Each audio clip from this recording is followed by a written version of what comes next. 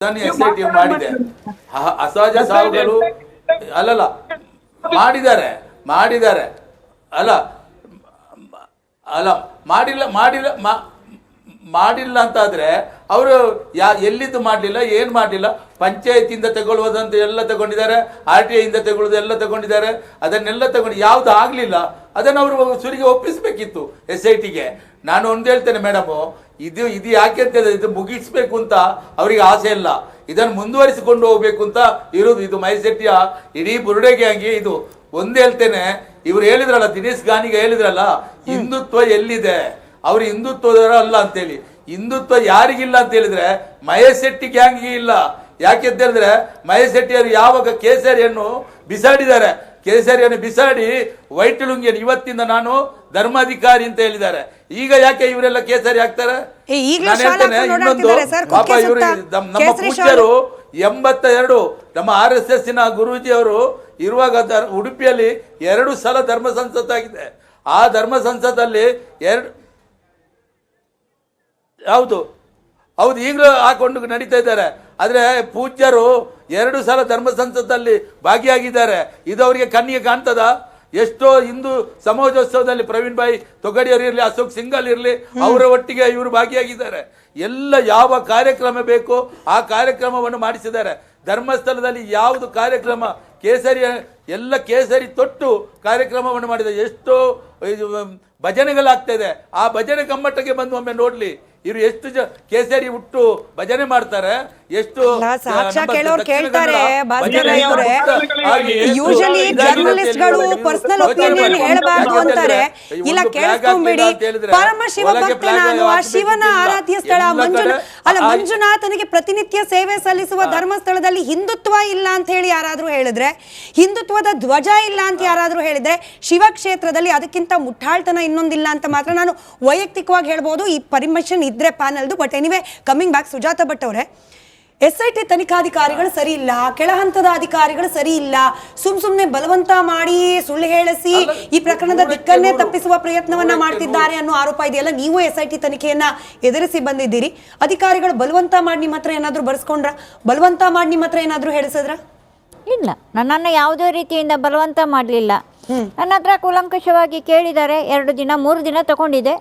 3 ದಿನದಲ್ಲೂ ಅವರಿಗೇನು ನನ್ನನ್ನು ಏನು ಕೇಳಿದ್ದಾರೆ ಪ್ರಶ್ನೆಗಳಿಗೆ ಅದಕ್ಕೆ ಸಮಂಜಸವಾಗಿ ಉತ್ತರ ಕೊಟ್ಟು ಸತ್ಯ ಏನಿದೆಯೋ ಅದನ್ನು ಬಿಚ್ಚಿಟ್ಟು ಬಂದಿದ್ದೀನಿ. ಬಡಿಸಿದ್ರು, ಬಲವಂತವಾಗಿ ಹೇಳಿದ್ರು, ಚಿನ್ನಯ್ಯನನ್ನ ಅರೆಬತ್ಲೆ ಮಾಡಿದ್ರು, ಜಯಂತ್ಗೆ ನನಗೆ ಗೊತ್ತಿಲ್ಲ ಮೇಡಮ್. ನನ್ಗೆ ಗೊತ್ತಿರೋ ವಿಚಾರ, ನನಗೆ ಏನು ಆಗಲಿಲ್ಲ, ನನಗೇನು ಮಾಡಲಿಲ್ಲ, ಅಷ್ಟನ್ನ ನಾನು ಹೇಳ್ಬೋದು. ಅವ್ರ ಬಗ್ಗೆ ನನಗೆ ಗೊತ್ತಿಲ್ಲ. ಸರಿ, ನಾನು ಲಾಸ್ಟ್ ಟೈಮು ಇದರಲ್ಲಿ ಬಂದಾವಾಗ ನಾನು ಹೇಳಿದ್ದೀನಿ, ಜಯಂತಿ ಒಂದು ಟೈಮಲ್ಲಿ SIT ಅವರು ತುಂಬ ಚೆನ್ನಾಗಿ ತನಿಖೆ ಮಾಡ್ತಾ ಇದ್ದಾರೆ ಅಂತ ಒಂದು ಸ್ಟೇಟ್ಮೆಂಟ್ ಕೊಟ್ಟರು. ಹೊರಗಡೆ ಬಂದು SIT ತನಿಖೆ ಅದಾದ ಮೇಲೆ ನೆಕ್ಸ್ಟ್ ಎಷ್ಟೋ ದಿನಗಳ ಮೇಲೆ ಮತ್ತೊಮ್ಮೆ ಬಂದು ನನಗೆ ಎಲ್ಲ ಟಾರ್ಚರ್ ಕೊಟ್ಟು ನನ್ನನ್ನು ಹೊಡೆದಿದ್ದಾರೆ, ನನ್ನನ್ನು ಹಾಗೆ ಮಾಡಿದ್ದಾರೆ, ನನ್ನ ಮಗಳ ಏನೇನೋ ಸ್ಟೇಟ್ಮೆಂಟ್ ಕೊಟ್ಟರು. ಹಾಗಾದರೆ ಫಸ್ಟಿಗೆ ಇರುವಂಥ SIT ಆಮೇಲೆ ಚೇಂಜ್ ಆಯಿತಾ? ಇದನ್ನು ನಾನು ಕ್ವಶನ್ ಮಾಡಬೇಕಲ್ವಾ? ಅದೇ ಅಧಿಕಾರಿಗಳು ತಾನೇ ಇದ್ದಿದ್ದು. ನಿಮ್ಮನ್ನು ಕೂಡ ಆರೋಪಿ ಸ್ಥಾನದಲ್ಲಿ ನಿಲ್ಸದ್ದೇ ಆದಲ್ಲಿ ಈಗ ದೆಹಲಿಗೆ ಕರ್ಕೊಂಡು ಹೋಗೋಕೆ ಫ್ಲೈಟ್ ಮಾಡಿದ್ರು, ಮನೇಲಿ ಒಂದಷ್ಟು ದಿನ ಇಟ್ಕೊಂಡ್ರು, ಆಗ ಖರ್ಚು ವೆಚ್ಚ ಆಗ ಒಂದಷ್ಟು ದಿನ ನೋಡ್ಕೊಳ್ಳಿಲ್ವೋ. ಆದ್ರೆ ಈಗ ನಿಮಗೆ ವಕೀಲರು ಬೇಕಾಗ್ತಾರೆ. ನಿಮ್ದೇನು ತಪ್ಪಿಲ್ಲ ಅಂತ ಹೇಳಿ ಸಾಬೀತು ಮಾಡ್ಕೊಳ್ಬೇಕು ಅಂತಂದ್ರೆ ಪ್ರಬಲವಾದ ವಾದ ಮಂಡಿಸ್ಲಿಕ್ಕೆ ವಕೀಲರು ಬೇಕಾಗ್ತಾರೆ. ಹಣಕಾಸು ಖರ್ಚಾಗತ್ತೆ. ನಿಮಗೆ ಸದ್ಯದ ಪರಿಸ್ಥಿತಿ ಹಾಗಿದೆಯಾ? ನಿಮಗೆ ಯಾರಾದ್ರೂ ಸಪೋರ್ಟ್ ಮಾಡ್ತಿದ್ದಾರಾ? ಯಾಕಂದ್ರೆ ಅವರೆಲ್ಲ ದೊಡ್ಡ ವಕೀಲರು, ದೊಡ್ಡ ರಾಜಕಾರಣಿಗಳು ಅಫೋರ್ಡ್ ಮಾಡೋಕೆ ಮಾತ್ರ ಸಾಧ್ಯ ಆಗೋ ವಕೀಲರನ್ನ ಇಟ್ಕೊಂಡಿದ್ದಾರೆ. ನಿಮಗೆ ಸಾಧ್ಯ ಇದೆಯಾ? ಅದೆಲ್ಲ ನನಗೆ ಯಾವುದು ಸಾಧ್ಯ ಇಲ್ಲ. ಇನ್ನ ಎಂತಾನೆ ಜೈಲಿಗೆ ಹೋಗೋ ಪ್ರಸಂಗ ಬಂದ್ರೆ ಇನ್ ಕೇಸ್ ಹೋಗ್ತೀನಿ. ಈಗ ಚಿನ್ನ ಹಿಂಗಂತೂ ಬೇಲ್ ಸಿಕ್ಕಿದ್ರು ಆಚೆ. ಮೇಡಮ್, ಕಾನೂನು ಪ್ರಕಾರ ಯಾರು ಅವ್ರಿಗೆ ಅಸಹಾಯಕರಿದ್ದಾರೆ, ಕಾನೂನು ಅವಕಾಶವನ್ನು ಸರ್ಕಾರ ಕಲ್ಪಿಸಿ ಕೊಡುತ್ತದೆ. ಅದು ಲಾ ಬೈಂಡೆಡ್ ಇದೆ. ಅವರಿಗೆ ಯಾರು ಅಥಾರಿಟಿ ಇದೆ ಅವರು ವಕೀಲರನ್ನ ಪ್ರೊವೈಡ್ ಮಾಡ್ತಾರೆ. With all the respect to the system, ನಿಮಗೂ ಪ್ರಶ್ನೆ ಸರ್. ಚಿನ್ನಯ್ಯನ ಪರವಾಗಿಯೂ ಕೂಡ ಸರ್ಕಾರದಿಂದನೇ ವಕೀಲರಿದ್ರು, ಬೇಲ್ ಕೂಡ ಸಿಕ್ತು. ಆದ್ರೆ ಆಚೆ ಬರ್ಲಿಕ್ಕೆ ಆಯ್ತಾ ಸರ್? ಕಾನೂನಾತ್ಮಕವಾದ ಪ್ರಕ್ರಿಯೆಗಳು ಏನೇ ಇರಬಹುದು, ಶ್ಯೂರಿಟಿ ಕೊಡ್ಬೇಕಾಗತ್ತೆ, ಯಾರು ಕೊಡ್ತಾರೆ? ಅವ್ರ ಕುಟುಂಬದವ್ರು ಕೊಡ್ಬೇಕಾಗತ್ತೆ. ಸುಜಾತಾ ಭಟ್ ಅವ್ರಿಗಿದಾರ ನೋಡಿ, ನಾನು ಈ ಸಂದರ್ಭದಲ್ಲಿ ಹೇಳ್ತೀನಿ, ಮೇ ಬಿ ಪ್ರಾರಂಭದಲ್ಲಿ ಸುಜಾತಾ ಭಟ್ ಅವರು ಮೇ ಬಿ ಮಾಡಿದ್ದು ತಪ್ಪು. ನಾನು ಕೂಡ ನಂಗೂ ಬಹಳ ಅವ್ರ ಮೇಲೆ ಬಹಳ ಅಸಮಾಧಾನ ಇತ್ತು. ಯಾಕಂದ್ರೆ ಹಿಂಗೆಲ್ಲ ಮಾಡಿದ್ರಲ್ಲ, ಈ ಕ್ಷೇತ್ರದ ಬಗ್ಗೆ, ಧರ್ಮಾಧಿಕಾರಿಗಳ ಬಗ್ಗೆ ಇಷ್ಟೆಲ್ಲ ಅಪಪ್ರಚಾರಕ್ಕೆ ಇವ್ರು ಕಾರಣ ಆದ್ರಲ್ಲ ಅಂತ. ತದನಂತರ ಅವರು ಆ ತಪ್ಪಿನ ಅರಿವಾಗಿ ಇವರೆಲ್ಲ ನನ್ನನ್ನು ಉಪಯೋಗಿಸ್ಕೊಂಡ್ರು ಅಂತ ಅನ್ಬಿಟ್ಟು ಪಾಪ ಅವರ ಮಾಧ್ಯಮಗಳ ಮುಂದೆ ಬಂದು ಅವ್ರ ತಪ್ಪನ್ನ ಅರಿವಾಗಿ ಅವ್ರೆಲ್ಲ ಎಲ್ಲ ಹೇಳಿದಾಗ ಹೇಗೆಲ್ಲ ಅವ್ರನ್ನ ಉಪಯೋಗಿಸ್ಕೊಂಡ್ರು ಅಂತ ಅವ್ರ ಬಗ್ಗೆ ನಮಗೂ ಕೂಡ ಒಂದು ರೀತಿ ಪಾಪ ಅನ್ನೋ ಒಂದು ಭಾವನೆ ಬಂತು. ನಮ್ಮ ವಕೀಲರಲ್ಲಿ ಖಂಡಿತವಾಗಿಯೂ ಹಲವಾರು ಜನ, ಸಾವಿರಾರು ಜನ ಇಂಥವ್ರಿಗೆ ನೊಂದವ್ರಿಗೆ ಖಂಡಿತ ಸಹಾಯ ಮಾಡುವಂತವ್ರು ಖಂಡಿತ ಇರ್ತಾರೆ. ಅಂತ ಸಂದರ್ಭ ಬಂದ್ರೆ ಖಂಡಿತವಾಗಿಯೂ ಹಲವಾರು ಜನ ವಕೀಲರು ಕೂಡ ಇರ್ತಾರೆ. ನಾನು ತಮ್ಮ ಮುಂದೆ ಇಲ್ಲಿ ಹೇಳೋದಲ್ಲ, ಅಂತ ಸಂದರ್ಭ ಬಂದ್ರೆ ನಾವು ಕೂಡ ಸಹಾಯ ಮಾಡೇ ಮಾಡ್ತೀವಿ. ಆದ್ರೆ ಮೇಡಮ್, ನಾನು ಹೇಳೋದು, ಈ ಷಡ್ಯಂತ್ರಗಳಿಗೆ ಯಾರೆಲ್ಲ ಕುತಂತ್ರಗಳು ಷಡ್ಯಂತ್ರಗಳು ಮಾಡಿದ್ರು ಅವ್ರಿಗೆ ಮಾತ್ರ ಕ್ಷಮೆನೇ ಇಲ್ಲ. ಆಮೇಲೆ ಒಂದ್ ಹೇಳಿದ್ರು, ಅವರು ಒಂದು ಕರಿ ಮಾತತ್ತಿದೆ ಕೇಸರಿ ಶಾಲ್ ಬಗ್ಗೆ ಹೇಳ್ತಾರೆ. ನನಗೆ ನಗಬೇಕೋ ಅಳ್ಬೇಕೋ ಗೊತ್ತಿಲ್ಲ ಮೇಡಮ್. ಕೇಸರಿ ಶಾಲ್ ಹಾಕೊಂಡವ್ರು ಅಷ್ಟೇನೆ ಹಿಂದೂ ಧರ್ಮದ ಪರವಾಗಿದ್ದಾರೆ ಅಂತ ಅಲ್ಲ. ವೀರೇಂದ್ರ ಹೆಗ್ಡೆ ಕುಟುಂಬದವರು ಹಾಗೆ ಧರ್ಮಸ್ಥಳವನ್ನ ಅವರು ಮಾಡಿರ್ತಕ್ಕಂಥ ಅತಿ ಹೆಚ್ಚು ಸೇವೆ ಮಾಡಿರೋದು ಹಿಂದೂ ಧರ್ಮಕ್ಕೆ. ಅವ್ರು ಕಟ್ಟಿರೋ 100 ದೇವಸ್ಥಾನಗಳು, ಅವರು ಜೀರ್ಣೋದ್ಧಾರ ಮಾಡಿರ್ತಕ್ಕಂಥ 100 ದೇವಸ್ಥಾನಗಳು ಎಲ್ಲ ಹಿಂದೂ ಧರ್ಮದ್ದೇ ವಿನಃ ಪರಧರ್ಮದ್ದು ಅಲ್ಲ, ಮತ್ತೊಂದು ಜೈನ ಧರ್ಮದ್ದು ಅಲ್ಲ. ಅವರು ಅತಿ ಹೆಚ್ಚಾಗಿ ಸೇವೆ ಮಾಡಿರೋದು ಮದುವೆಗಳು ಮಾಡಿಸಿರ್ತಕ್ಕಂಥದ್ದು, ಕೆರೆ ಉಳ್ತಕ್ಸಿರ್ತಕ್ಕಂಥದ್ದು, ಎಷ್ಟು ಹಲವಾರು ಸೇವೆಗಳು. ನಾನು ಇದು ಯಾಕೆ ಹೇಳ್ತಾ ಇದ್ದೀನಿ ಅಂದ್ರೆ, ಎಷ್ಟೋ ಸ್ಮಶಾನಗಳಲ್ಲಿ ಕೂಡ ಕ್ರಿಮೇಷನ್ ಮಾಡುವಂಥದ್ದು, ಎಷ್ಟೋ ಏನೇನೋ ಮಾಡಿದ್ದಾರೆ. ಪ್ರತಿಯೊಂದು ಮ್ಯಾಕ್ಸಿಮಮ್ 99% ಆಫ್ ಸೇವೆ ವೀರೇಂದ್ರ ಹೆಗ್ಡೆ ಅವರು ಅವ್ರ ಕುಟುಂಬದವ್ರು ಮಾಡಿರ್ತಕ್ಕಂಥದ್ದು ಹಿಂದೂ ಧರ್ಮಕ್ಕೆ. ಹಾಗಾಗಿ ಕೇಸರಿ ಶಾಲ್ ತಟ್ಕೊಂಡಿದ್ದ ಮಾತ್ರಕ್ಕೆ ಇವರೆಲ್ಲ ಹಿಂದೂ ಏನು ಮಹೇಶ್ ಟಿಮ್ರೋಡಿ ನನ್ನ ಸಮರ್ಥನೆ ಧರ್ಮಸ್ಥಳ ಕ್ಷೇತ್ರಕ್ಕೆ. ಸರ್, ವೀರೇಂದ್ರ ಹೆಗಡೆ ಅವ್ರ ಬಗ್ಗೆ ನಿಮ್ಮ ಪರ್ಸನಲ್ ಒಪಿನಿಯನ್ ನೀವು ಹೇಳಿದ್ದೀರಿ, ನಿಮ್ಮ ಒಪಿನಿಯನ್ ಅದು. ನಾನು ಮಾತನಾಡಿದ್ದು ಶ್ರೀ ಕ್ಷೇತ್ರ ಧರ್ಮಸ್ಥಳ ಹಿಂದುತ್ವದ ಭಾವುಟ ಹಾಲಿಲ್ಲ ಅನ್ನೋ ಅವರು ಒಂದು ಹೇಳಿಕೆ. ನನ್ನ ಕ್ಷೇತ್ರದ ಬಗ್ಗೆ ದಿನೇಶ್ ಗಾಣಿಗೆ ಅವರು ಒಂದು ಪದ ಬಳಕೆ ಮಾಡಿದ್ರು, ಕೇಸರಿ ಆಗ್ತಾರೆ ತಿಮ್ರೋಡಿ ಅವರು ಅಂತ ಹೇಳಿ.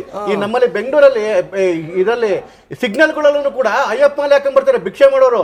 ಅವ್ರಿಗೆ ಮಾಲೆ ಹಾಕ್ಬೇಕು ಅಂತ ಇರೋದು, ಭಿಕ್ಷೆ ಸಿಗ್ಲಿ ಅಂತೇಳಿ. ತಿಮ್ರೋಡಿನು ಕೇಸರಿ ಹಾಕೋದು ತಟ್ಟೆಗೆ ಭಿಕ್ಷೆ ಸಿಗ್ಲಿ ಅಂತೇಳಿ ನೀವೆಲ್ಲ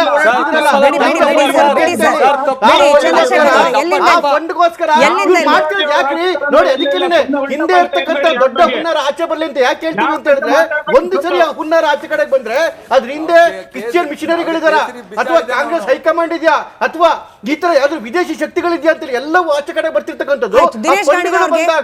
ದಿನೇಶ್ ಗಾಣಿಗ ಅವ್ರಿಗೇನೆ ಪ್ರಶ್ನೆ. ಗಾಣಿಗ ಅವರೇ, ಈ ಕ್ಷಣದವರೆಗೂ ಅತ್ಯಾಚಾರಿಗಳನ್ನ ಕರೀಲಿಲ್ಲ, ವಿಚಾರಣೆ ಮಾಡಲಿಲ್ಲ, ಈ ರೀತಿ ಆರೋಪ ಬರ್ತಾನೆ ಇದೆ ಸರ್.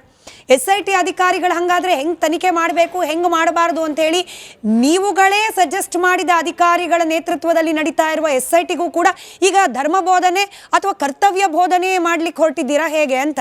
ಯಾರನ್ನ ಕರಿಬೇಕು, ಯಾರನ್ನ ಕರಿಬಾರ್ದು? ನನ್ನ ಒಂದು ಪ್ರಶ್ನೆ ಇದೆ, ನೀವು ಇಷ್ಟೊತ್ತವರೆಗೂ ಚರ್ಚೆ ಮಾಡಿದ್ದೀರಿ. ನನ್ನ ಒಂದು ಪ್ರಶ್ನೆ ಇದೆ, ನೀವ್ ಹೇಳ್ತಾ ಇದ್ದೀರಿ SIT ರಚನೆ ಆಗಿರುವಂತದ್ದು ಖಾಲಿ ಚಿನ್ನಯ್ಯನ ಕೇಸಿಗೆ ಮಾತ್ರ ಅಲ್ಲ, ನಿಮ್ಗೂ ಗೊತ್ತಿರಬಹುದು. SIT ರಚನೆ ಆಗಿ ಚಿನ್ನಯ್ಯನ ಕೇಸು ಮತ್ತೆ ಅಲ್ಲಿ ಸತ್ತಂತ ಅಸಹಜ ಸಾವುಗಳ ಬಗ್ಗೆನೂ ಕೂಡ ತನಿಖೆ ಆಗ್ಬೇಕನ್ನುವಂಥದ್ದು SIT ರಚನೆ ಆಗಿರುವಂತದ್ದು ನಿಮ್ಗೂ ಗೊತ್ತಿದೆ. ಆದ್ರೆ ಮಧ್ಯಂತರ ವರದಿ ಎಲ್ಲಿಯಾದ್ರೂ ಇಡೀ ವರದಿಯಲ್ಲಿ ಯಾವುದೇ ಒಂದು ಅಸಹಜ ಸಾವಿನ ಬಗ್ಗೆ ಒಂದೇ ಒಂದು ಮಾತು ಕೊಟ್ಟಿಲ್ಲ. ನಿಮ್ಗೆ ಸಿಕ್ತು ವರದಿ? ನಿಮ್ಗೆ ಸಿಕ್ತು ವರದಿ ನಿಮ್ಗೆ ಸಿಕ್ತು, ನನಗೆ ಸಿಕ್ಕಿದೆ. ಯಾರಿಗೆ ಸಿಕ್ಕಿದೆ? ಮತ್ತೆ ಸಿಕ್ಕಿರೋ ತರ ಮಾತಾಡ್ತೀರಿ ನೀವು. ನಿಮಗೆ ಸಿಕ್ಕಿದೆ ನೋಡಿದ್ರೆ ನೀವು ಸಿಕ್ಕಿದೆಯೇನ್ರಿ ನಿಮ್ಗೆ? ಮತ್ತೆ ಅದ್ರೊಳಗಡೆಗೆ ಅಸಹಜ ಸಾವು ಬಗ್ಗೆ ಇಲ್ಲ ಅಂತ ಗೊತ್ತು ನಿಮ್ಗೆ? ಇಲ್ಲ ಅಂತ ಗೊತ್ತು ನಿಮ್ಗೆ? ಗೊತ್ತು ನಿಮ್ಗೆ?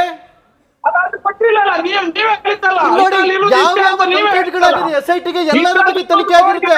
ಒಂದ್ ಮಾಡಿ ಇನ್ನೊಂದು ಮಾಡೋದಕ್ಕೆಲ್ಲ ಆಗಿರ್ತಕ್ಕಂಥದ್ದು ಪ್ರತಿಯೊಂದಕ್ಕೂ ತನಿಖೆ ಆಗಿದೆ. ಚಿನ್ನಯ್ಯಂದು ತನಿಖೆ ಆಗಿರುತ್ತೆ, ತನಿಖೆ ಆಗಿರುತ್ತೆ, ಎಲ್ಲವೂ ತನಿಖೆ ಆಗಿರುತ್ತೆ.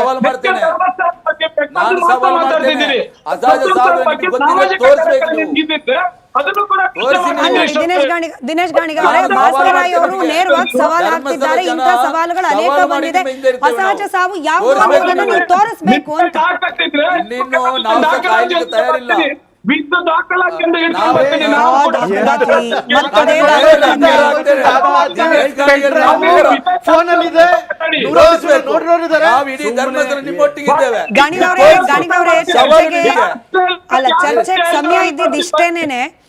ಚರ್ಚೆಗೆ ಸಮಯ ಇದ್ದಿದ್ದೇನೆ. ಮತ್ತೊಮ್ಮೆ ಥ್ಯಾಂಕ್ಸ್ ಹೇಳ್ತೀನಿ, ಯಾಕಂದ್ರೆ ನೀವು ಜಾಯಿನ್ ಆದ್ರಿ ಅನ್ನೋ ಕಾರಣಕ್ಕೆ. ಬಟ್ ಈ ಮಾತು ಹೇಳ್ತೀನಿ ಅಂತ ಬೇಜಾರಾಗಬೇಡ್ರಿ ಸರ್.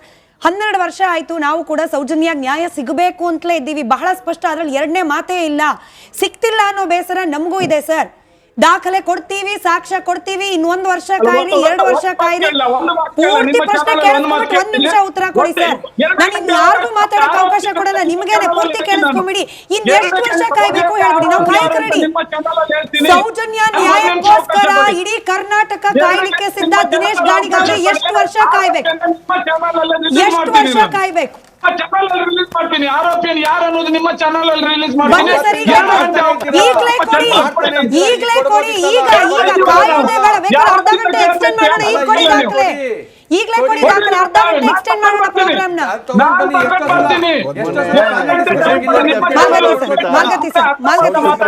ಸೌಜನ್ಯ ಕೇಸ್ನಲ್ಲಿ ಈ SITಯ ತನಿಖೆ ಮಾಡ್ಲಿಕ್ಕೆ ಅಧಿಕಾರ ಇಲ್ಲ.